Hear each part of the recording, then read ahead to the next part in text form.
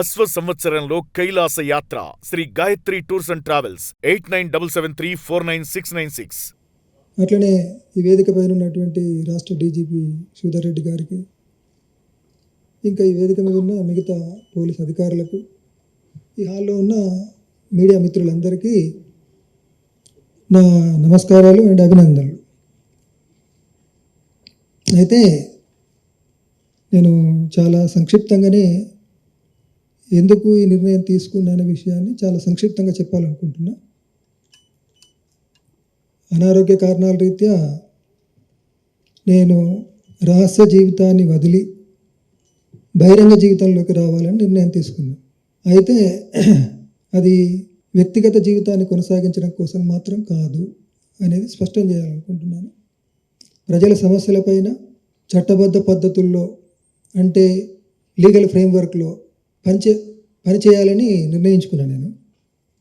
అంటే దాని అర్థం నా రాజకీయ జీవితాన్ని కొనసాగించాలనుకుంటున్నాను.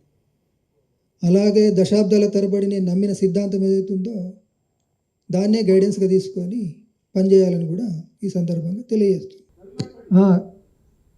మీ మీడియా మిత్రులందరికీ విజ్ఞప్తి ఏంటంటే, ఇప్పుడు ఇది నేను ఎందుకు బయటకు రాదలుచుకున్నా అనే విషయాన్ని చెప్పడానికి పరిమితమై మాట్లాడదలుచుకున్నా. ఇప్పుడు ఉన్నటువంటి మీరందరూ ఎంతో ఆశపడి అడగడం మీ డ్యూటీ, మీరు ఆశిస్తారు కూడా. కానీ ఇప్పుడున్నటువంటి ఈ సందర్భంలో మీరు అడిగే విషయాలన్నిటికీ సమగ్రంగా వివరంగా చెప్పడం అనేటువంటిది సాధ్యం కాని స్థితి.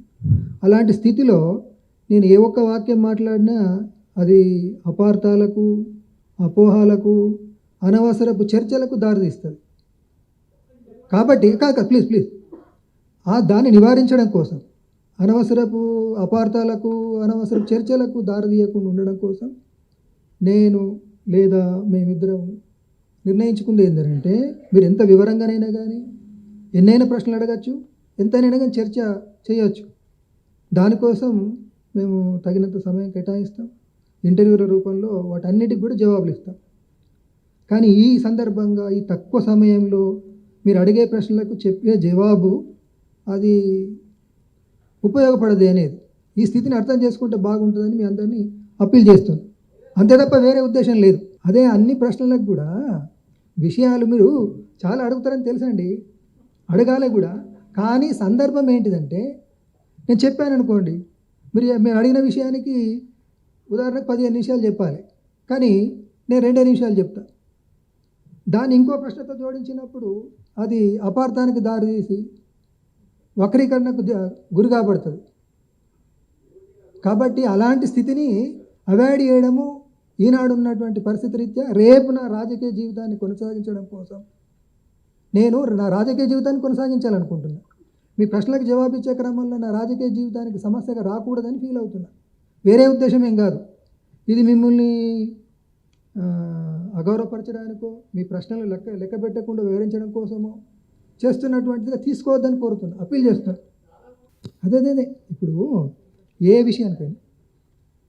విషయానికైనా నేను కోరేది ఏంటంటే, మీ అందరినీ కోరేది ఏంటంటే, ఇది అయిన తర్వాత మీ అందరికీ తగినంత సమయం ఇస్తాం మేము. మీరు అడిగిన ప్రశ్నలు వివరంగా జవాబు చెప్తాం. అది దానికి ఉపయోగపడుతుంది.